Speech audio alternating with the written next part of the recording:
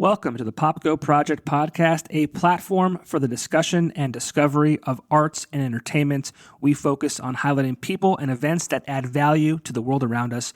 Visit us on all social media platforms by searching the Popko Project or visit our website at thepopkoproject.com. Welcome to the show, and thank you so much for listening. This episode of the podcast is brought to you by Keller's Garden Center and Landscaping Services. Are you still cutting your own grass? Are you still trying to get your landscaping to look perfect on your own? That sounds sweaty. That sounds like a lot of work. That sounds like a job for Keller's Garden Center and Landscaping Services. Family owned and operated, Keller's Garden Center and Landscaping Services, located on Kern Street in Exeter near Blue Ribbon Dairy, has the quality and experience to get your yard looking its best. The Garden Center offers plants, trees, sod, mulch, rocks, flowers, topsoil, grass seed, straw bales, and much more, while the Lawn and Landscaping Services offers mowing, trimming, planting, and full landscaping. And also new at Keller's Garden Center is the Zen Chaser Bonsai Studio, offering bonsai trees, supplies, and classes. Visit them on their social media page for more info. Keller's Garden Center and Landscaping Services. Get your free estimate today. This episode is also brought to you by Paulson Tours. For almost 30 years, this family-owned and operated business has been sending people to sports games, racing events, concerts, vacations, and more. I myself have been using Paulson Tours for trips to Red Sox games, wine festivals, and an annual guys trip to Boston for St. Patty's Day for almost 15 years. Check out the current trips being offered over at paulsontours.com. Life's a trip. Go with Paulson Tours.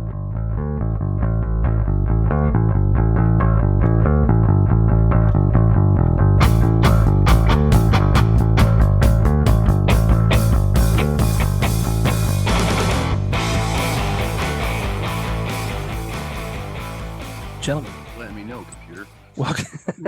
Welcome to the show. Thanks for having us. Old Daggers, old Daggers, and according to the Facebook page, they are a fiery 4-piece rock and roll band rising from the smoldering coal of Scranton, Pennsylvania. Is that still accurate? Yeah, that is accurate. Who wrote that? I don't even know which one of you wrote that. Chris, did you do that? It looks like it's Chris. He's putting his head down. Yeah, that was Chris. That's totally associated with smoldering coal of like Scranton for like 2 years. I don't hate it. That's why I said it. That's why I repeated it. It's funny because like I'm from Wilkes-Barre, and like that's like the coal city, and then you got Scranton, that's like the electric city. So it's like, it should have been like, I don't know, like that lightning bolt from that smoldering lightning strike in Scranton, Pennsylvania. Well, that's why we're here. We're gonna fix all the problems. Set the record straight. We're gonna get you guys straightened out. We're gonna get you guys a new bio. All right. Is this a better health ad? Well, I feel like this is a long time coming. Oh yeah, definitely. For sure. I know Sean. I see Sean occasionally at the Turkey Hill in Wilkes-Barre. Yeah, we run into each other. I don't know if I know the other guys. Maybe we've crossed paths by accident. We never formally met. So thanks for joining me. I'm looking forward to chatting with you guys tonight. Thanks for having us, brother. Yeah, it's June 20th. I'm hoping to get this out for Friday because Friday's the day before a big day, which is a rockin' show at the V-sSpot Bar in Scranton, correct? Yep. And that's what the band I saw, Second Suitor, which I've never seen before, but I love their music. So that should be an awesome show.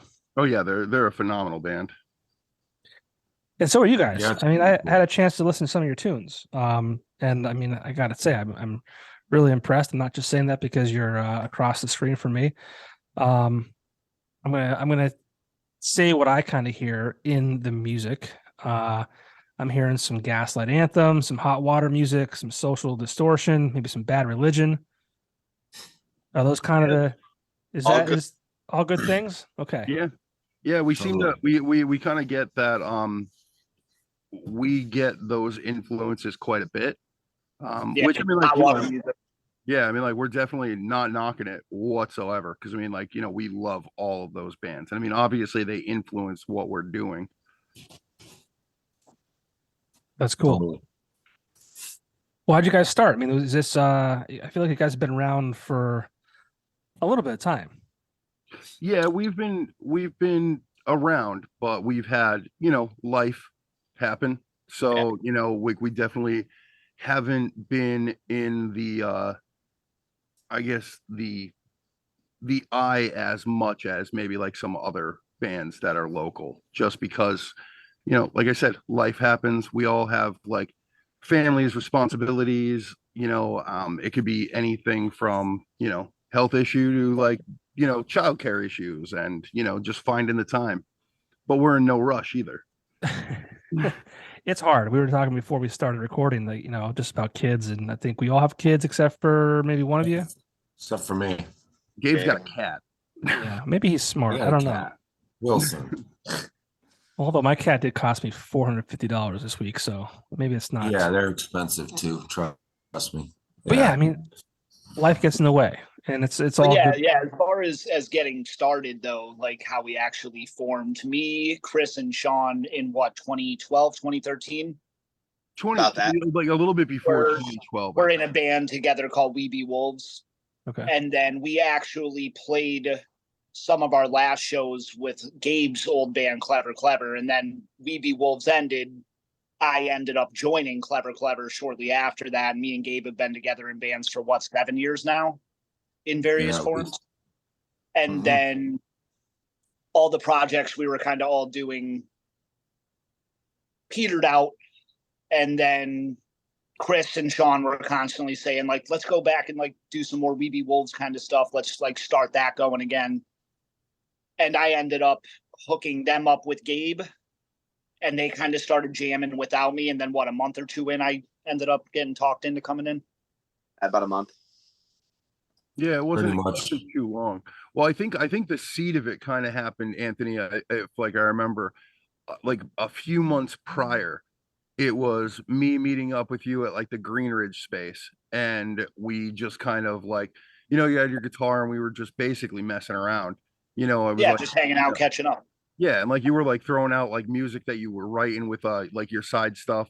And, we just kind of, I grabbed the microphone and just started messing around also. And we were like, oh man, it'd be like really good to like revisit, doing stuff together. And then it kind of laid dormant for a while. And it eventually grew into, what Anthony was saying, where like everybody kind of like reconnected or got connected for the first time. And it just kind of grew from there. So just a natural progression. Yeah. And that's, but we've all worked together in different forms over the last, 10 years? Well, I mean, if you really want to get super, super critical, I mean, super like, into it. I mean, me and Chris, we've been playing in Chris, when was our first band together? Like 99, 2000, something like that? 99 sounds about right. Yeah. I was but a child.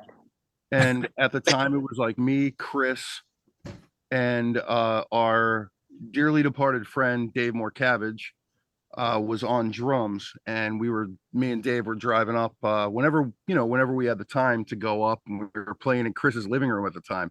That's before marriage and kids, Yeah. Before life was over. Yeah, Chris and Sean are the old daggers. Yeah, I talk about it because I got Sean by a few. Yeah. But I mean, like, yeah, me and Chris, we've been, I mean, like, I myself, I mean, like, I've been in so many, like, just bands since, like, the early mid-90s. Lots of street punk bands, lots of thrash bands, lots of, like, touched into, like, some metally crossover thrashy stuff. But I think this is, like, the first band that really feels, it just feels right. It's strange how right it feels. And what would you consider this band to be? I mean, you said rock and roll, but I mean, is that what it is? Rock and roll?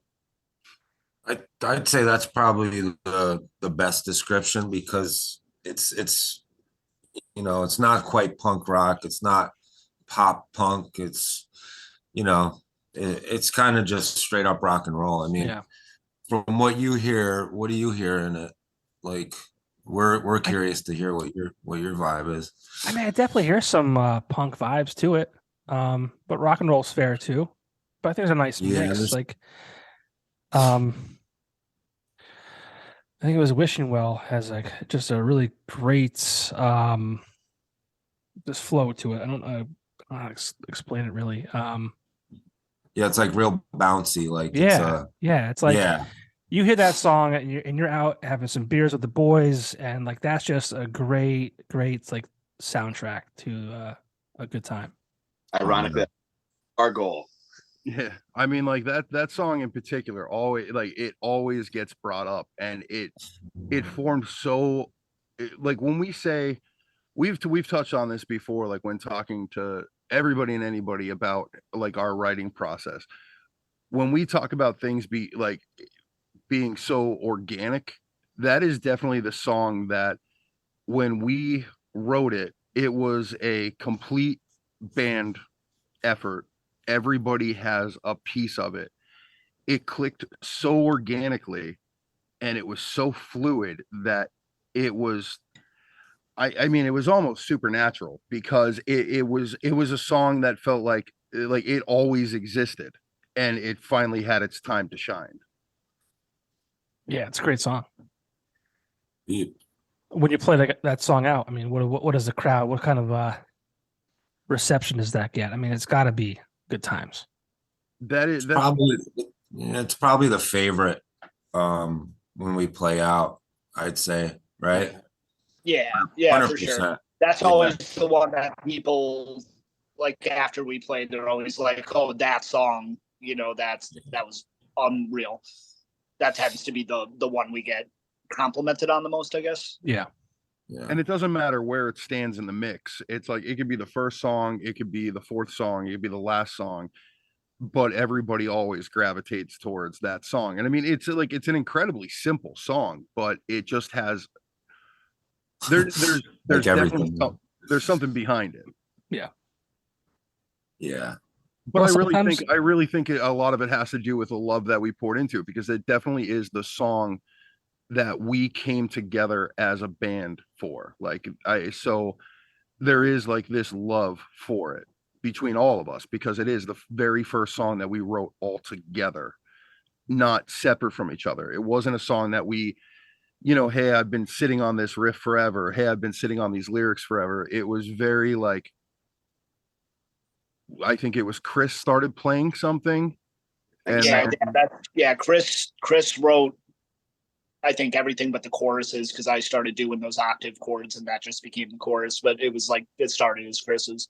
Yeah, and then the lyrics, they flowed so like just naturally, and the everything just clicked, like the way that the drums would hit, the way that it just connected. That's cool. And you said you wrote it together. Let's talk about who is who in the band and what you guys do in the band, because I unfortunately have not seen you guys perform live. So I'm curious as to who does what. All right, who wants to start it up? We'll start. Well, I'll start with Chris, and I'll go like from the left to right here on my screen. So I am mostly rhythm guitar, very few leads. Like I stick to my wheelhouse. I'm originally a bass player. My first gig ever was 1994. Extends bass player, so that's how far back I go locally. So that's my wheelhouse is definitely not guitar. I'm a far better bass player, but I stick to rhythm guitar. Do backing vocals, throw vocals in wherever I can to just kind of add a little bit of extra to it. I have a much higher voice than Sean, so it's got a little bit of a two of us. So which I know that's things Anthony loved in the past and he appreciates, which is always a good thing. But good. So I think. And Sean, how about you? Well, I sing and play bass. I started out as a singer in a lot of local punk bands, pretty much around like that 90, 93, 94, 95. I would lean more towards like 94, 95, I think was like when first started kind of like playing in bands, a lot of like, hey, like, let's get together, let's play it up in the basement. And, it was like my God, I don't even know how many random just bands and things I did back then. And then I wanted to do more. I didn't want to just be like holding a microphone. It felt like I don't know. It felt like I felt kind of empty, like I needed something. So I picked up the bass and started playing the bass with one of my, like, I don't even remember what band it was. I think it was Abscission, which was a punk band that we started in like 97, and it lasted till about 2000, 2001, and then we split. But I started playing bass with that band, got really into, like, just got a little bit more comfortable doing it, but then I missed singing. So I started with throwing out like backup vocals here and there in our songs. And then it became where it was like, hey, I can play bass and I can sing. So like, why don't I just do that? So after that, it just kind of became the thing I wanted to do. So it was just bass and guitar. I'm just kind of attached. I mean, don't get me wrong. Every once in a while, I want to put down the bass and run around. And there are some limitations, when lugging around a bass that, like, I can't, if I'm playing the bass and I'm singing, like, I have to watch how I sing, because I still need to keep up with on the bass. And I'm definitely not a strong bass player, but I definitely give it my all. Okay. Anthony, how about you? You can tell that we're old because you ask a simple question like, hey, what do you do in the band? And then we give you our entire backstory. I love it. I love it. Well, Chris, in my defense, all right, Chris set it up that way, because I was just going to be like, hey, I'm Sean and I play bass and sing. No, right? So this is good because there is a history with you guys. I mean, you guys have been in the scene. You guys have been playing music for a long time. So, and I want to talk about, and we'll get to this in a minute after we kind of get through this, but like, how you've grown as musicians, how much different it is now, versus what it was back then. So this is great. And plus it's you guys talking about, who you are and what you do. And that's what it's about. So if I had to guess, I hope I'm not wrong, but I'm going to say Anthony plays drums. Oh, no. See, you look like a drummer to me. You seem like this wiry, wily kind of guy. Like you'd be back there fucking banging on the drums a lot. Yeah, I'll fiddle with drums on occasion, but no, I am, I guess, mostly lead guitar. Okay. I hate that. Like, I'm a lead guitarist, like I'm Eddie Van Halen, because I'm not. But so yeah, guitar and backup vocals. I'll do some whoa-who's here and there, but son of a bitch. Yeah, no, Gabe. Right. Your next contestant is our drummer. No history for you, Anthony? No too young for memories or what? No, I just pretty much everything I've done in the last 10 years has been with one of these guys. It was We Be Wolves in like 2012, 2013, and then I was in Clever Clever with Gabe. I was part of the like Mercy Gang live act for a while also with Gabe. And then I was in Black Nile with Gabe. And now I'm doing this. So it's like there's history there, but okay. And by the way, Anthony is a strong drummer. He can play drums for any band he'd want to. So that's a good guess. All right. So I'm not completely off. I'm off your role in this band, but you do look like a drummer. Well, Anthony, when we had We Be Wolves going, Anthony would jump behind the drums for a couple songs. Him and our drummer would like swap out responsibilities. Like our old drummer Kyle, he would jump on guitar every once in a while, and Anthony would jump right behind there and like deliver on the drums. And I always loved the way he played drums.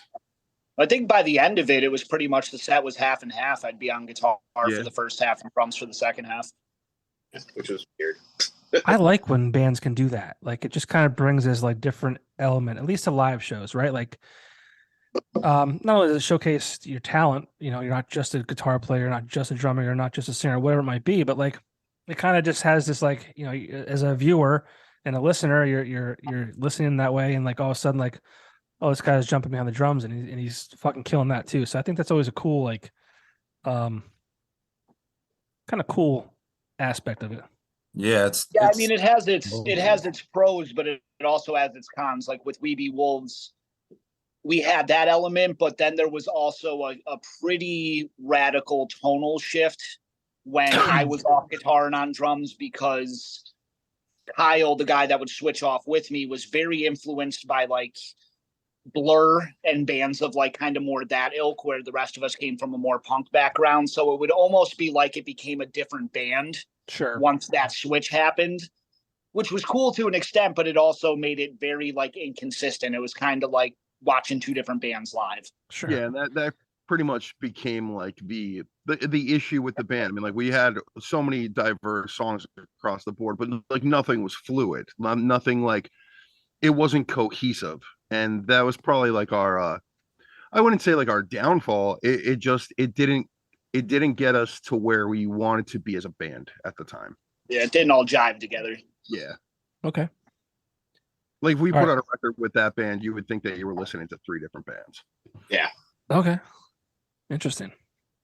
All right. And Gabe, how about you? Yeah, obviously play drums and been playing in bands, still playing a couple bands right now. And I guess I started back in probably the late 90s too, because I'm pretty old too. But I had a band back then called Raisland.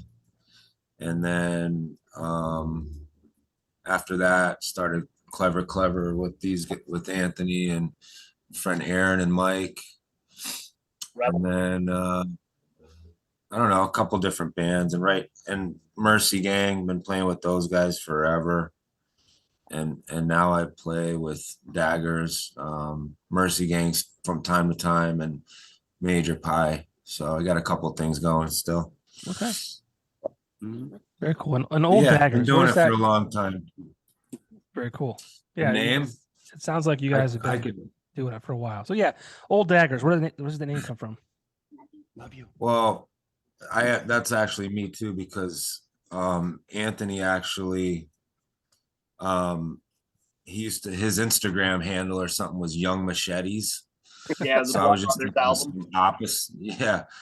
opposite, like, oh man, we're like Old Daggers or something, and it just stuck, so that's where that comes from. Simple as that. Well, I think it fits the vibe of the music. It fits the the art that you guys have as far as your social media pages go and all that kind of stuff. So yeah, I mean it's perfect. Thanks, man. Yeah, it does. It totally fits. Man. It's cool. Yeah, we had a hell of a time even thinking of a name, and then like that one just kind of it came out, and it was like this. Yeah, it works. Yeah, that was pretty easy. It was like, yep, that sounds good. Let's move on. Next. So, next. Like we know other shit we got to do. Yeah, that's usually the hardest part. Yeah.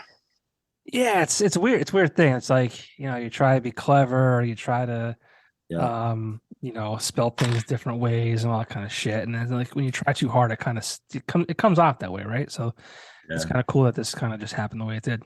Yeah, it just didn't. Speaking of clever, like clever was our old band's name, and everyone used to call us Cleaver Clever or Clever Cleaver.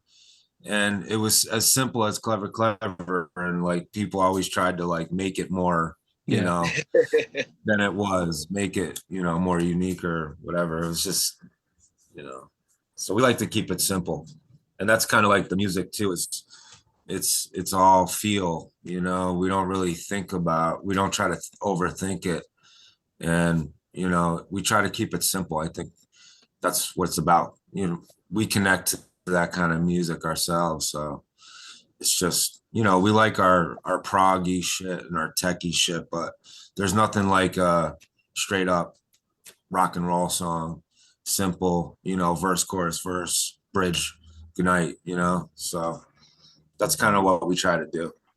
We definitely don't overthink things. Like we just again, it goes back to that organic aspect.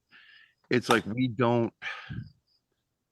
if we feel like a song, like we're writing a song, we feel like it's becoming too much, it'll get thrown in the bag and we won't even touch it forever. Like, because it's like, we don't want to not waste our time, but it just doesn't click. Like it becomes work then. Right. Yeah, if we have to think about it, we throw it out. If we have to put that much thought into it, it's like, this isn't Right. Because Just the have- majority of the songs we've written like on that record were probably written within that 5 minutes. Like, you know, so if it happens naturally, we keep it most of the time. I think we've only really had to really work on one or two to try to work out different parts, but for the most part, it just kind of, if it happens and everything clicks, that's kind of how it comes out. Like the final product is just, and we try to, if it gets too complicated, we're like, all right, it's not working, you know? And I'm sure, and like, it's almost never worked out where, like, if I came to practice with like a riff or a chord progression in mind, I'll show it to them and we might mess around with it, but those are never the ones that stick. The ones that stick tend to be like, we're in between songs, Chris is tuning and I'm just strumming something random off the top of my head. And then before you know it, you know, Gabe starts drumming along and then Sean jumps in and then it's 20 minutes later, we have a done song. Yeah, it's cool. I love when it happens like that. Yeah, I mean, like anytime I've come to practice with a riff, like, hey, this is going to be our next song, it has never been used. Sometimes, though. Sometimes. Yeah, it's definitely like we're definitely not in any way like knocking the people that put like, you know, like the work into like their craftsmanship, you know, and like what they do. It's just that we've found for us, it doesn't work that way. It's Right. you get us in a room and we're gonna write something like, you know, like they were saying, like, you know, just by messing around. Like we're not I keep on going back to saying everything like organically. And unless you're in the room with us, I don't think you understand how much that word comes into play, because it is extremely organic. I mean, we have, God, how many songs do we have in our bag that we don't even touch? What was the recording count for started songs last you knew, Chris? I can look right now. I've deleted a lot of them. 80. Okay. I mean, some things, but there's probably 40 different ideas in here. So that we may or may not go back to ever. Well, yeah, I mean, everything sounds organic, and I think that may be because of your age too and your experience and having gone through all that shit. Like, you know, you probably spent your younger years trying to force something that didn't make sense, and you know the music probably suffered for that reason. But like, you guys have grown, you're seasoned musicians. It's kind of like, you know when to throw it away. You know, it's like, all right, yep, this is, put it in the back burner. Maybe we'll get to it later, maybe not. But like, you're smart enough now where you know that, okay, this isn't going to work, and like, let's just not waste our time. Totally nailed it. Yep, I think you're right. It's just, you know, I mean, everyone has their process, but you're 100% right. Yeah, it's just. Well, I think that comes with everything in life as you get older, because like, totally. Yeah. There's so much stuff that like takes your attention and takes your time. So you have to be very like mindful of like where you're kind of putting your time into things, and whether it's relationships or whether it's things at work or whatever it might be. Like, you know that, like, you know when to give it attention and when to not. So it's definitely, I think it comes with age and experience. Well, it's funny. Well, yeah, because I'm sorry, John. When we practice hopefully once a week, and it's like 2.5 hours. So it's like when I was messing around with music when I was like 19, I had all the time in the world. I could sit in a room with my buddies for 6-7 hours on a Saturday and write one song. We have 2 hours like once a week. So if a song's going to sit and take us, 2 hours to even kind of get it started, it's like, next. Yeah. Well, I mean, it's funny because like you bring up time, and like that's pretty much what like our songs are about. It's like, like wasting time or missed time or just time in general. And actually, one of the quotes for one of our songs, 35 Summers, actually starts out with a quote from Tom Waits in Rumblefish about time being like a finicky thing, and It's a thinking bitch. about how much time you got. And one of the things is like, you got 35 summers, like, and just thinking about that, like you only got 35 summers left. So it's like, you want to make sure that you're kind of like utilizing your time the right way with purpose, not just throwing days away here and there. I mean, even in our single that we just released, Up the Line, there's a line about, throwing days away like cellophane and getting caught up in that breeze, because, like when you're young and you have all that time, you're just drifting through life. But then, it comes a moment where you realize, hey, like there's an end to this race. So you want to slow your breathing. You want to get your tempo. You want to make sure you make it to the finish. And it doesn't matter if you come in first, you're not going to be last, but you're putting that time in, and that like you accomplish something at the end of it. It sucks too that you don't realize that until you get older. Yeah. Yeah. When you're young, you have, I've got so much time to do X, Y, and Z. And it's not till you turn 40 or whatever. And it's like, fuck, like I'm halfway dead. Yeah. If I'm lucky. If it was like the 1800s, we'd be ghost, man. Yeah, right. Yeah, it's you never know.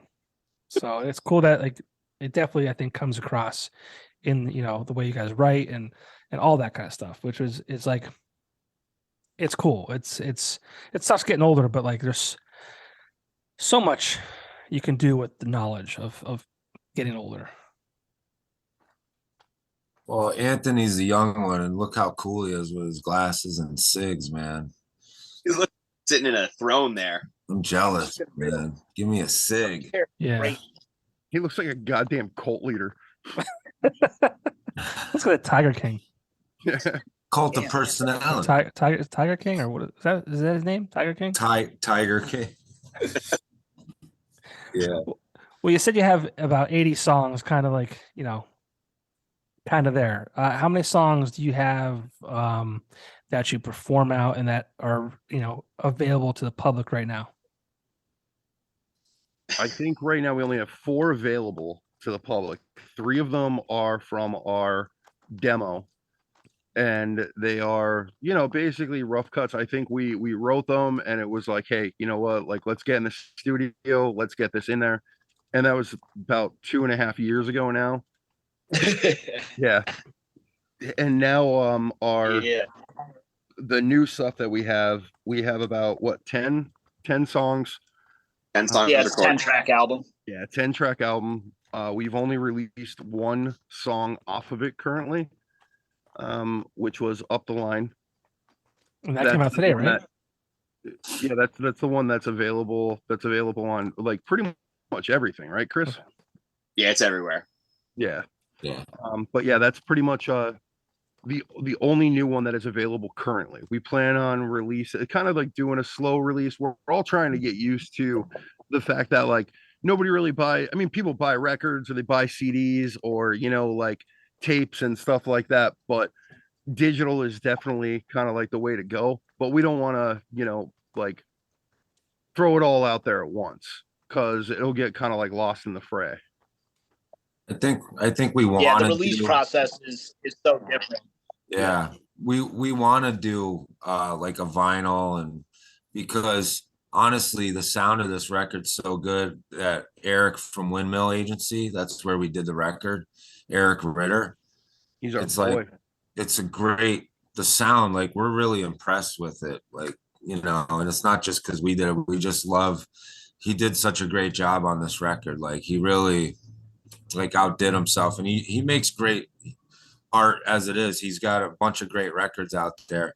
Probably everybody locally that Popko has worked with him, and it's just like kind of like a wall of sound, we keep calling it, because there's a lot of shit going on, but it's so good. It's sonically so good. So we want to hear it on different kinds of mediums. Like I want to hear it on vinyl. I might want to hear it on tape just to see how it compresses, because it's just such a cool sounding record. It really is.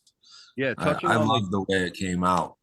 Touching on the wall of sound thing. I mean, like I think like me and Gabe kind of talked about that the most, where it was like we want to go in and we want to like layer this. We want it to be like that big, just that big sound that you would hear with like that Phil Spector, you know, and like the Wrecking Crew, and you know, just like really just big, loud, and just something a little bit different from like, you know, like I guess like a rock and roll punk rock record, you know, just something big.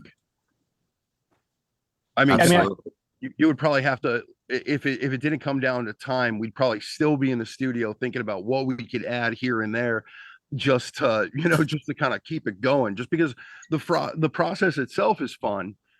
Working with Eric is phenomenal because he brings out, I swear, like the very best in all of us, and he's a producer beyond producers. Yeah, and the vibe at his studio is one of the best. Yeah, you know, it's not the best. Yeah, second to none, bud. Well, and I think your music and your vibe kind of lends itself to vinyl and hearing it that way too. I mean, I hate vinyl. Throw that shit in the trash. Nice hot take over here. That's just me. I mean, it's big, it's bulky, it doesn't sound. I don't think it sounds better than a CD. I mean, I understand. You know, there's that warmth to it. It's an experience. I get all that, but like, you like what you like. You're like you like more the hi-fi or like a more clear. Yes, type. yeah. I mean, but I guess that would be. Yeah, I don't have room in my house for, you know, to be diving into these big ass records and shit. Yeah, no, trust me, they do take up a lot of room. If you have them, no knock. I'm not knocking anybody, but it's just not for me. Hear that, Harry Jenkins? What does he think? Hey, me, Chris, and Gabe all have records.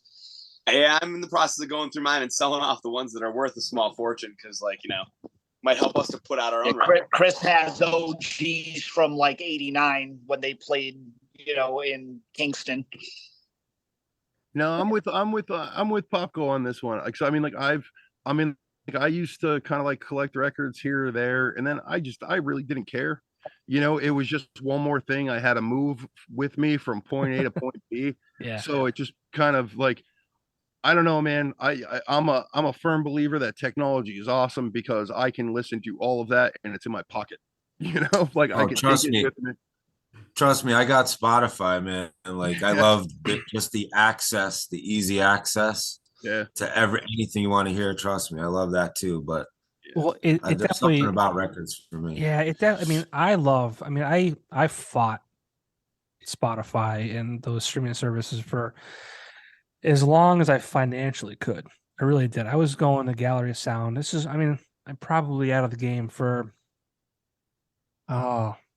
maybe 3 or 4 years, but I was literally going to Gallery of Sound every week. And even if I didn't have a purpose to be in there, I would buy something because I just liked the whole process. I like going through the use section. I like going through the art on the front. And I mean, even after I bought the CD, you know, you take the insert out and you kind of go through it, yada, yada, yada. Even, you know, towards the end there, I was still coming home, opening it, putting it on my computer, transferring it to my iPod when I had one of those.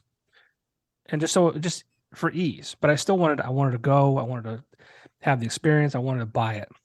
Yeah. The experience of buying music was definitely always something that I really liked. But like, maybe that's why I like records now again, because I can go do that, flip through them, you know. And again, like I said, I get the experience of going through the whole process, buying it, flipping through it, you know, putting it on the record player, sitting down with it, and you're forced to listen, you know, from song 1 to whatever, you know, 5 or whatever is on the first side. I get all that, but like financially for me, it was just like I was spending $200 a month at Joe Nardone's Gallery of Sound. Shout out Joe. Yeah. But like, Totally. I'm like, I can't do this. I have a kid now. It's like, what am I doing? I can't. And I just, you know, and like you said, it's now it's all in the palm of your hand, and which is good and bad. Excuse me. It's so like, I mean, I don't know how about you guys are, but like I have maybe undiagnosed FOMO because you're listening to something and it's like, oh, I'm 30 seconds in, I know this song, like let's hear something new or whatever it might be. Oh yeah, like not getting that whole full experience. Yeah. And it was cool when records were recorded, from song 1 to 10, and they were recorded in a way that it kind of flowed that way, or kind of maybe told a story, maybe not so much for the listener, but maybe it was for the artist in general. I miss those days. I miss those things. Yeah, I mean, I definitely kind of miss putting on like maybe like a record or a CD or a tape for like the first time and discovering like that song that was tucked in the middle, somewhere between like the hit tracks, the one song that was just everybody else kind of just brushed away like, oh, it's a filler song or it's a throwaway. But to me, like those songs a lot of the times were like, that was like the heart of the record. I'm like, it's almost gone back. It's almost gone backwards, like the old Motown days with just dropping one record, and singles are the big thing, and that's fine. That's fine too.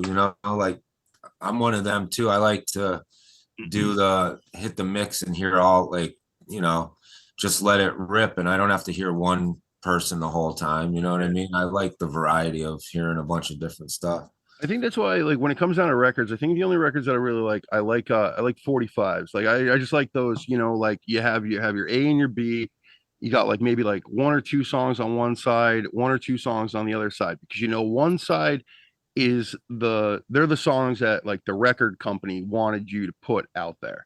But then on the B side, those are the songs that the musicians wanted to have on the record. Like they're the songs that like that's what they love.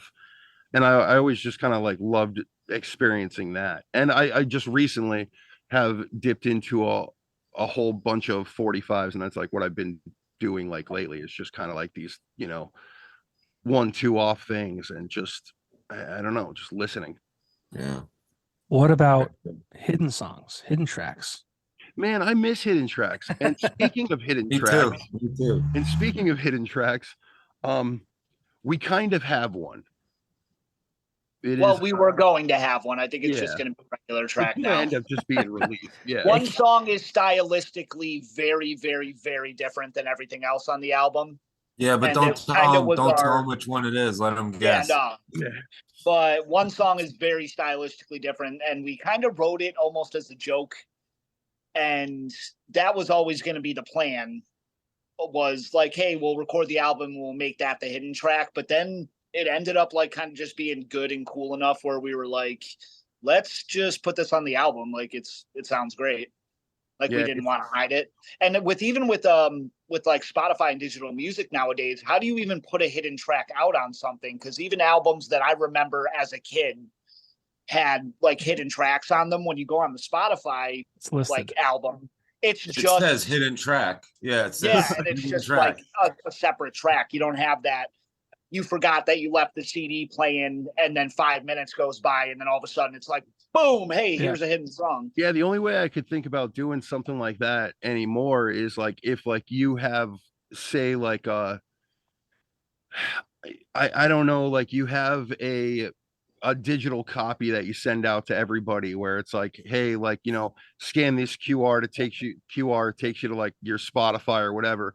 But then there's like maybe like a small like hidden QR like on like whatever you're handing them, and like, people just kind of discover it naturally and just, hit that. And that's the only way that I could think of anybody doing it. Well, I think the way you do it now is, let's say your last track is track 10, and track 10 turns into a 13-minute song, and maybe the front part of that is 3 minutes. It runs through, and then it picks up, whatever it might be. But like, it's funny. I don't know, man. I've been burned by songs like that before. I discussed this before, and I'll ask you guys the same question. I wonder how many songs do you think have gone unheard? Now, not unheard in the entire world, right? Like, I'm sure there's always one person that's going to hear it, right? But like, how many songs do you think that you've missed or someone's missed? I don't know if there's as many as at least when I grew up, hidden tracks were kind of a thing, like in the late 90s, early 2000s. So you kind of knew to look out for them, and everyone would show everyone. So you knew like Green Day's Dookie had All By Myself at the end of it. You knew Nevermind had Endless Nameless at the end of it, because everyone just talked about it. And you just knew that it existed. Yeah, I think before that time, I don't know. The one Deftones record has one too, like Around the Fur. Like I would look for it. I would look at the last track on the album and be like, okay, is it 14 minutes long? Because if it is, there's a hidden track. Right. Yeah. Yeah, that new metal era had some cool, crazy shit going on, like that Korn had Earache My Eye. Yeah, remember that Korn album that started on like 13 minutes or something? Started on track 13. Yeah, started on 13. Yeah. All the leader. That was kind of interesting. And what do you guys think? And that also had Earache My Eye as a hidden track. Right. What's that? I think it's cool. I just don't think it's as viable as it might have been once. Right. I mean, like, so because for me, that was always you put on a CD and you hear a hidden track. Right. But I mean, I miss the old way, and I love the new way, because now you can hear music from your favorite artist every 2 months, every 8 weeks, as opposed to waiting 2 years. But do you feel that takes away from the specialness or the connection to the music? Sure. To have it, to be able, because like I remember, say, like when I was a kid and I was like 16, and I might have an extra $30 from an allowance or a side job, whatever, that week, I would take that $30 and I would go to the mall, and I'd go to like the Wall or whatever, FYE, whatever was going on there at the time. And I would just look through until I saw like an album cover or a band name or something that was like, oh, this is cool. And whether that album was great or terrible, it was still special, because that might be the only money I had that month to buy a CD. And that's all the new music I have for a month. 100%. I so much of my life, and I always, I could tell you, if I own the CD, I can tell you within about a 2-month period, sometimes within weeks, sometimes within the exact week, in rare occasions, the exact day of when an album came out, just because it was every 2 years. Like, and music for me, I would tie it to the summer of 2001 when I graduated high school, or 05 when I finished college, or 03 when I dated this certain girl and we hung out for 2 or 3 months or whatever it was. Like, music is so powerful in so many different ways. And I think, and this is just my opinion, I think to an extent it's been a little diminished based on how it is consumed and released these days.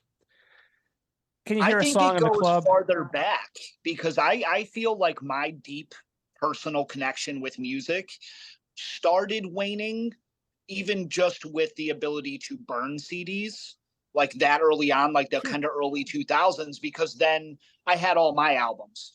But then every time my friend got a new album, I just burned a copy of it. And then before I knew it, my little collection of like 40, 45 albums became 245, because I'm burning every one of my friends' albums. See, then I have a ton of stuff to listen to, and it's not as fine. As personal. That's fine, and that's good for you. And we all could do that, but I refused.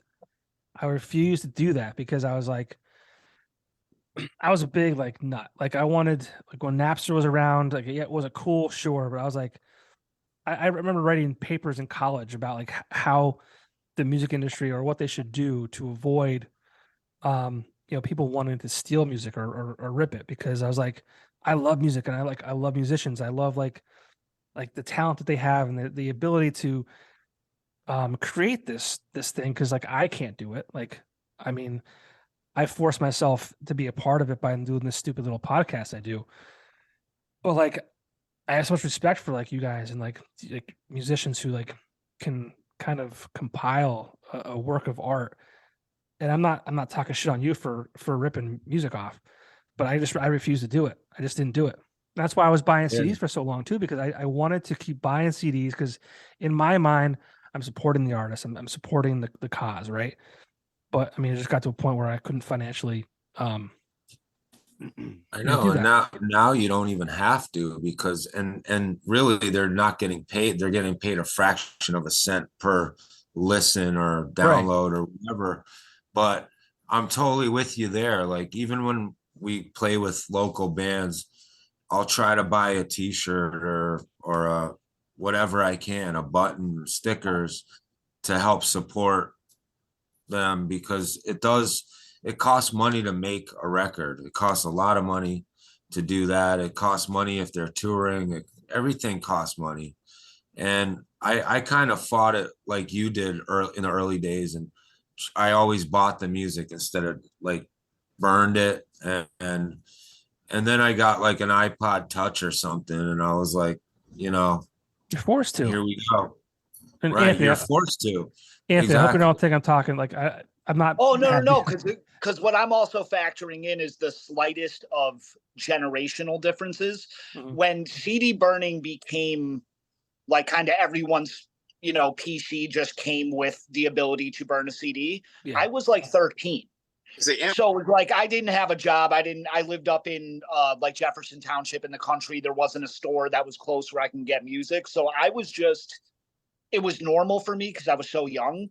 And it was also just my only way to consume something I loved, Right. because I couldn't just go take the bus down the road to the mall to get a CD. It was a 45-minute drive. Right. Anthony, story of how I ruined you. Well, It's Anthony's fault. It's Anthony's fault. No, it's my fault. Well, yeah, Chris was his teacher at school. That's how we met, actually. He Oh, was man. How my about teacher. that? There we go. Yeah, we're going So right. There's the age Hey, difference you want to right there. go deep? Full circle. Anthony, how Full old are you? circle. I'm 35. Oh, so you're not that young. Nah, Chris, how old are you? I'm 48. You Almost look good for 48. Damn, dude. Well, yeah. Yeah, he looks the youngest of all of us. Trust me. I'm not hitting on you, but damn, dude, like, you look good for 48. Shit. Yeah. You know We what's don't funny? age, man. You know what's Or funny any about better. like the music part, like touching on like the burning of CDs and etc. Like I never really got into that. Like, I mean, I would get like a burned CD from somebody of something, but for a little while there, I used to just love the way I would get my music was I used to love just going to shows, and it didn't matter what show it was, and I would just buy a record or a CD or a tape, and I would just honestly listen to that, and then maybe like pick up like a distro, like whoever distributed like that, or whoever was like on that label. I would seek them out, and I would get like more bands from that. Like I was always very I cared more, like I guess like locally, or not just locally, but like kind of like within the scene. Like that was more like my music, like, I mean, you don't get me wrong, I would listen to like the influences of such, or like whatever, but the majority of music that I ever owned was always stuff that I saw live or was accessible to me live very easily. Well, I mean, we talked earlier about, bands make very little off of, streaming, and even like maybe even less on CDs, but like I think that they make a lot of money is shows, like selling stuff at shows, merch, all that kind of shit. And I think bands forget how, like, I work at Axelrad Screen Printing, and a lot of times bands are afraid to, invest in, 24 shirts or whatever it might be. There's all this, like, you can run stores on the internet, and they think that like Joe Blow from Wilkes-Barre is going to buy a t-shirt randomly on a Tuesday online. And it's like, no, like people are going to buy your shirt at a show because they're high on the experience. They just got done watching you guys fucking play. Sean just fucking jumped off the stage and kicked, a speaker over and smashed his guitar. It's like, holy shit, like that fucking band is awesome. I got to buy their fucking t-shirt because it was a great fucking time. Like that still exists, and that's still so important. And I think that there's just so much about music and shows that like the whole thing. Like, Yeah, it's a communal shared energy, and to leave with the trophy from it, whether that be a shirt, a button, a CD, or just sweat, Yeah. There's nothing like sharing Drumstick, yeah. together, Yeah.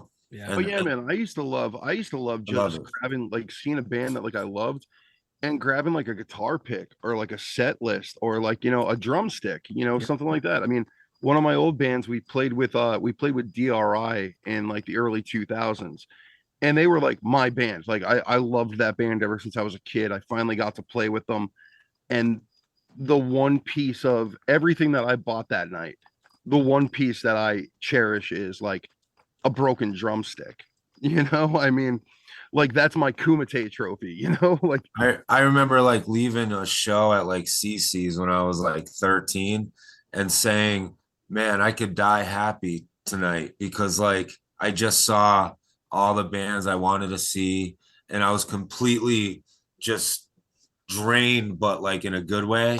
And it was like the best feeling ever. And you just walk off, and it's so good, Well, and even touching on that, like that's kind of something that like we as a band want to deliver, like we want to give people like that experience, we want people to walk away going, holy shit, like that was a really good time, like I don't know, like I mean I want to give people like that, like, man, like we may be old daggers, but like sure as shit, like we're young at heart, like 100%, and just we want to like I don't know, like show everybody that you're still sharp.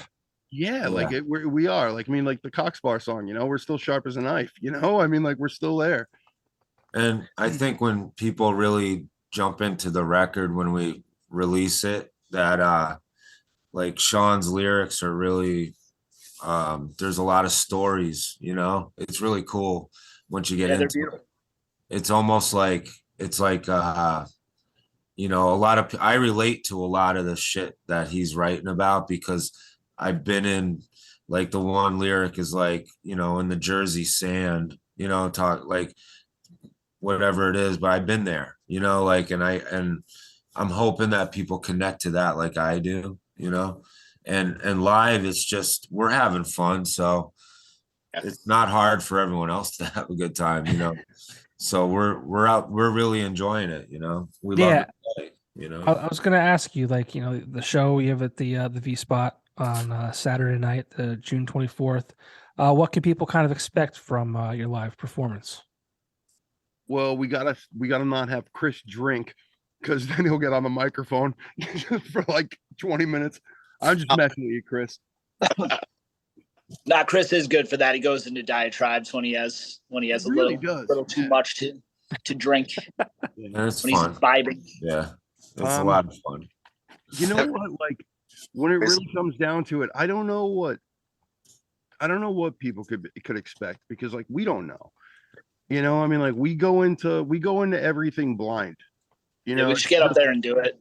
Yeah, like I mean, we're there to like have fun. Like we're not stressing about it because every time that we ever stress about anything, when it comes down to playing, it backfires on us. It's like playing with a loaded gun. Like it's gonna go off and it's gonna go south and it's gonna go the way you don't want it to go. So we just kind of just go, we bullshit with everybody that's around there, and then like when we're on stage, it's like, I mean, we're not one of those bands that's like, swirling guitars around our bodies and like swinging from the rafters and shit like that. But like, I mean, we engage. That's because there's not any rafters anywhere around here. No, there isn't. No. Yeah. And but I can't swing shit around my like around my body. It's gonna hit off the roof in like 2 seconds, and like that's it. We're not playing. Honestly, we're just hoping it's loud and we can hear ourselves, and then we'll have some fun. You know what I mean? And we're looking forward to seeing the other bands we're playing with too. Oh yeah. Saturday night because it's gonna be bands from out of town. Yeah, we got some out of town bands coming in, and they're all great, and it's gonna be. Yeah, we got Typhoid Rosie coming in from Brooklyn, and they are just fun as all hell. Like they're just they're so energetic. Wow. they bring a great show. You know, I mean, like, we may not have like theatrics or anything like that, but I mean, like, you know, like, we deliver. But man, when it comes down to like engagement, Rosie from Typhoid, like, she engages, and He brings the heat. Yeah, brings it completely. And the guys in the Buckos, we did we did one show with them in Bloomsburg. Buckos are great too. They're awesome. They're amazing. Like, and they, like, their new stuff that they've been writing has been channeling some. It's given me a very early like Beastie Boys vibe with like some, you know, like with some Rancid backing it, and it's really good. And you know, we already talked about Second Suitor earlier. Another great band that's coming down. That's like, you know, like, they're poppy, they're fun. Like, you know, like, this area knows them, so it'll be good to really introduce this area to like new bands, you know, that maybe they haven't heard, you know, because once in a while in this area, you know, you could kind of get boxed in with like the same sort of like local bands kind of being recycled through a lot of places. So to bring in like, you know, like new music, new bands, just new anything, it just broadens everything. I mean, if I was a kid and I went to a show for the first time and it had 4 bands from the tri-state area, it's like that just opened up the tri-state area to me. Yeah. I mean, for me, that's what I miss horribly about this. I mean, this area was amazing, and people. I always tell the story that years ago when I first started teaching, I had a kid ask me, he's like, "So how many bands do you think you've seen?" And I'm like, "I don't know, 3,000." I'm like, "Are we talking about individual shows? Like, have I seen bands multiple times?" And they looked at me like I was crazy. I'm like, "No, seriously, probably 3,000." And I'm like, you have to understand that there was a time where, you know, Friday, Saturday, and Sunday there was a show, and there was 5 bands on every show. And you'd be hanging out in Wilkes-Barre or in Scranton, and like, it's just the way it was. Like, I cannot even remember half of the bands that I've seen. I'm not as good as Matt Gray, who wrote everything down, who has a record of everyone he's ever seen since like 1988. That's incredible. I can't believe that. Good idea. He wrote down every band he's ever seen. So like, but think about it. We had the Pancake House in Lake Ariel. Remember? I forgot about the Pancake. You know, like, it was like really in the woods, and that shit would get packed up. You know what I mean? Well, I mean, yeah, Life of Agony played there, yeah, and they burnt the place down basically. And you know, every hardcore band that you'd ever imagine came through there. Well, that's the thing. I mean, like, we like this area. It used to be, it was known far and wide that like this was like a pit stop. This was a pit stop between like New York and Philly. So like we got some of like the greatest bands that passed through here. And that doesn't negate like, you know, any of the bands that are here like now at all. I mean, like, the bands that are here now, I mean, like, I honestly think this area it's in some sort of renaissance, because there are bands that are coming out of like, you know, there's bands coming from up the line and down the line that are just phenomenal. I know that Popko, you had S Dakota on not that long ago, right? Yeah, like a phenomenal band, like Phenomenal, yeah. Unbelievably enjoyable, like good people. And I mean, like, there's so much going on in this area, and I haven't seen anything like this since I was like a teenager. There's so much talent in this area. There's so many good bands, you know. It's so true. Like, it's unbelievable. It's always been this way, but like now there's not as many venues to showcase it. Yeah. You know, so it is tough to like not run into the same 4 bands playing together at the same 4 places. Yeah. You know, so it's bound to happen, but you know.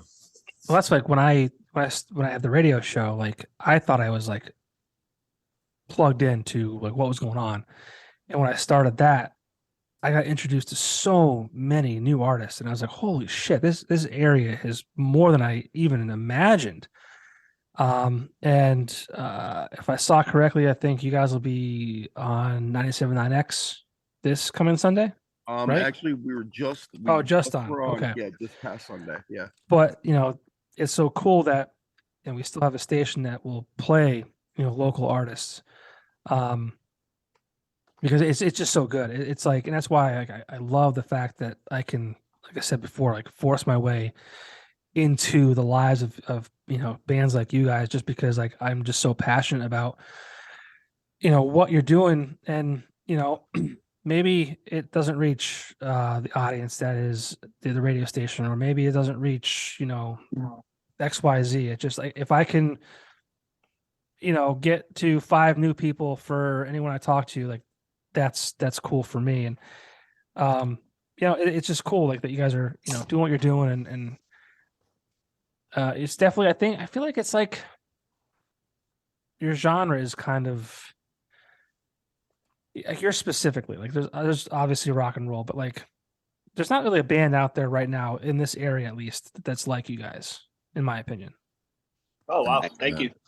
Appreciate that. Just like the the style and all that kind of stuff. It's just like but. And then also, is this your first time playing the V-sSpot? No, it's third. Yeah. So you're familiar. All right. Second or third. Yeah. Third Vinny's- with this Vinny's the band, man. we've all played there like with various projects over the years many times. Yeah, Vinny's the man. It'll be a great show. Yeah, Yeah, we're super stoked on it. definitely looking forward to it. We're trying to figure out how to con my wife into coming. It's our anniversary is the 27th, so our plan was to do dinner on the 24th. Dude, V-sSpot has good wings, man. Well, Come yeah. on. So go. I mean, that's good enough for me, right? I'm fucking with you. Their cheesesteak will knock your socks right off. Dude, That house gravy. I Ooh. I have no problem celebrating my anniversary at the V-sSpot Bar. Yeah. Scranton. No It's all problem. about her, yeah. Yeah, but I don't think we've actually told, well, my mother-in-law, her mother, or asked rather, if she will just like watch our children sleep while we go out for dinner. Yeah. So I don't know what's going to happen. And if I can drag her up to Scranton, I definitely will, because between you guys and Second Suitor, and obviously you guys talk very highly of the other two bands you have on the bill. So And it's Sean's birthday. And it's Sean's birthday. son of a My bitch. birthday and a couple. There might be cake there. Yeah, there's a couple of our friends also sharing the same birthday weekend, so it's gonna be fun. Like There will be cake. Yeah, we are definitely looking forward to it. We love the V-sSpot. I mean, they treat us like family. I mean, like we go in there, and I mean, I think we were in there maybe like a month and a half ago, all of us just kind of bullshitting, and we always get such positive feedback on like what we're doing and like what we're like where we're going, and it's nice. It's nice to have those like those allies, I guess. Yeah, not only do they like let you play there, but they like keep up on you when you haven't played there in a year. Every time one of us goes in there, they're like talking about whatever new thing we just posted, or like, oh, when you guys playing here again. Like they're more supportive than just providing you a stage to play on. Like they actually support you and like you in every form. Yeah, Vinny's mission since the day he opened in 2010, I believe it was, has been to support local music and give musicians a place to perform. And him and Frank have obviously done that. They've invested in the building and building that stage, and it's one of the last few places for musicians to really perform at. We have the Jazz Cafe and the V-sSpot, and we used to have Carl Hall, and we used to have the Stage West, and the other side of Martin Irby's. Yeah, we really enjoyed like Carl Hall. Like, I mean, that was definitely, I think we had a lot of fun like there. the V-sSpot, probably like the places that are like the best. I mean, like it's unfortunate with Carl Hall, but I mean, things happen, and I mean, especially it's Wilkes-Barre, so obviously things are going to happen. So thank God for Vinny and Frank for keeping that thing and doing what they did with that, and to continue to do it. Oh yeah, and they're keeping it alive in a lot of ways. Yeah, that's probably the best place to play in Scranton right now. I don't think there's any other place really that great to play, and maybe it's just because I don't get out much, but a lot of places are just gone now. Yeah. Well, That's what I mean. Not Yeah. there anymore. Well, and it also brings in such a diverse crowd that, like, I love it. It actually kind of reminds me, there used to be a club down in York called the Depot, and it reminds me of the Depot because it would bring in just like every walk of life imaginable. Yeah, every demographic. Yeah, and every single person would just like love what was going on, and like that. Yeah, it is definitely a great place. We're definitely happy to be there and given like the opportunity to headline our, like our show. Like, I mean, it's definitely, like we've only gotten our toes wet so far. So, kind of like looking forward to see what happens, moving forward. Cool. And Popko, real quick, just thank you, man, for doing what you do, because you're part of keeping the scene alive. Like, hell yeah. For real, man. Yeah, I mean, you're just as you're in the same boat as us, as much as like you're not paying the bills with this. You do it for the love of it and because you have to do it, not because you even want to do it. Probably at this point, it's the same reason all the bands do it. You're in the same boat. Yeah, exactly. You deserve as much praise as any of the bands because you're doing it too, man. So it's appreciated, brother. Well, I appreciate that, and I'm just really honestly, I'm happy to be a part of it. I really am. It means a lot to me. We're definitely happy that you are a part of it. Thank you. Like, we've known each other for quite some time now, and like we've always had like a really good, strong rapport, and I mean, like it will just do nothing but continue. Well, I appreciate those kind of words. I really do. I know you guys have an album coming out, right? Yeah. Is there a timeline on that? Finished. It is definitely finished. When can we expect it? When are we going to hear it? We are good question. Yeah, we're deciding on a name, and then some artwork. I kind of been batting around a whole bunch of like different pieces of artwork lately, like, I mean, as far as like updating our logo. And yeah, Sean, by the way, does all of our logos, all of our artwork, all of our flyers for shows. Like, Sean's an awesome artist outside of music.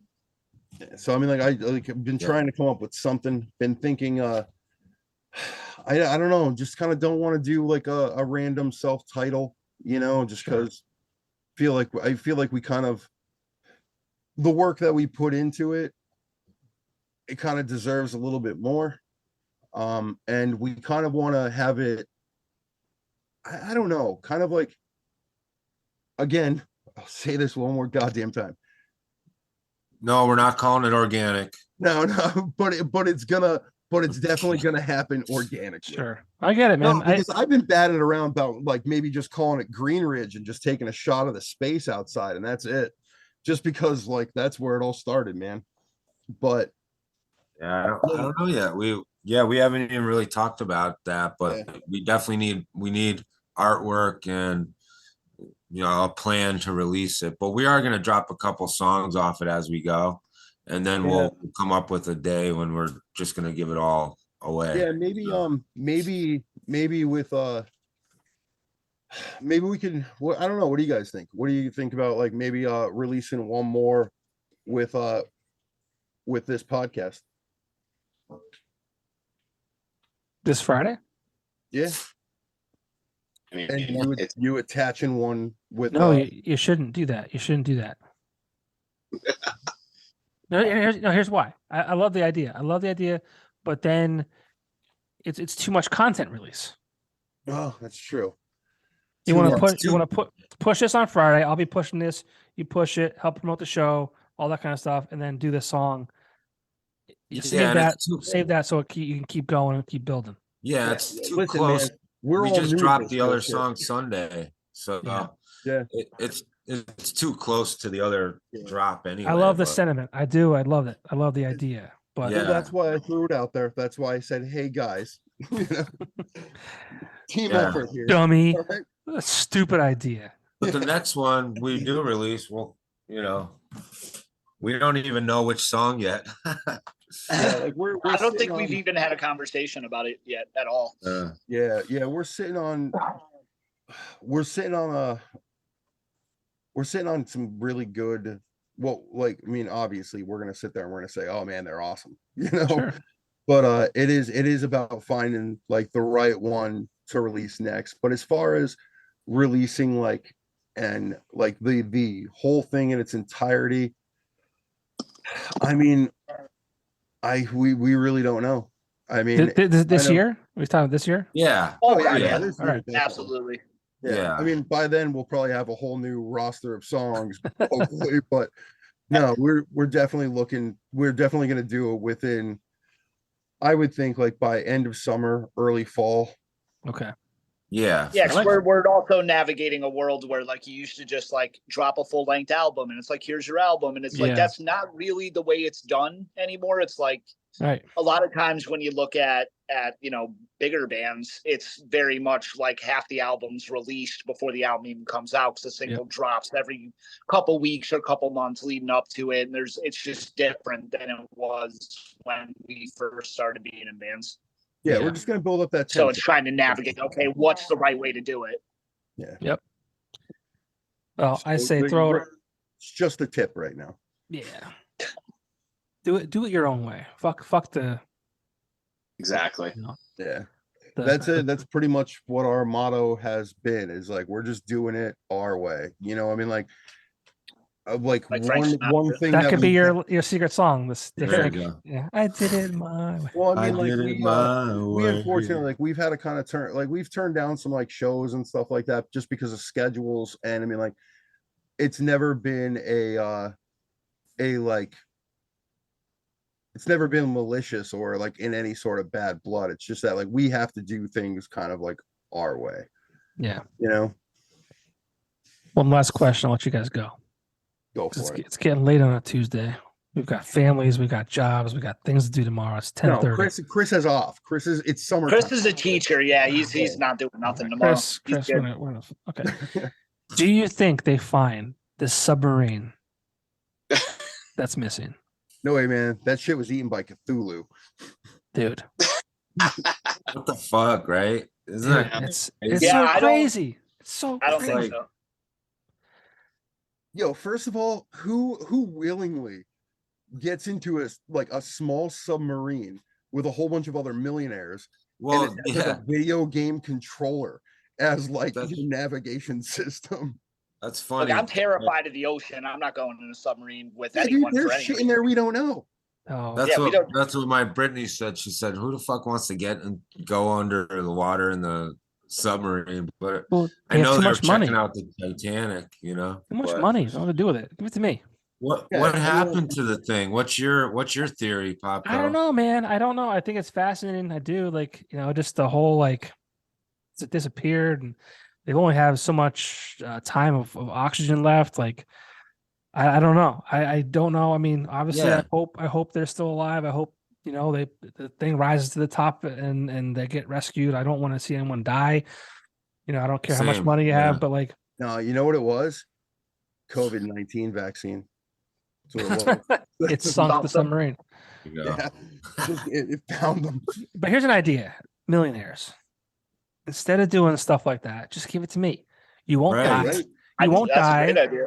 You won't die, and I will put it to good use. Exactly. I Like- promise. Well, with millionaires, can you find a way to make it tax deductible? Because then it might perk up a little more. Yeah, we'll figure it Yeah. out. Might shake some more change loose. We'll figure It's it like, out. how much extra money do you have? It's like, yeah, I'm bored. Let's go look at the Titanic next week. Yeah. You know? Why would you even want to go down and look at it? You know what I mean? It's Because like, they can. Because they fucking can. Exactly. it's true. Exactly.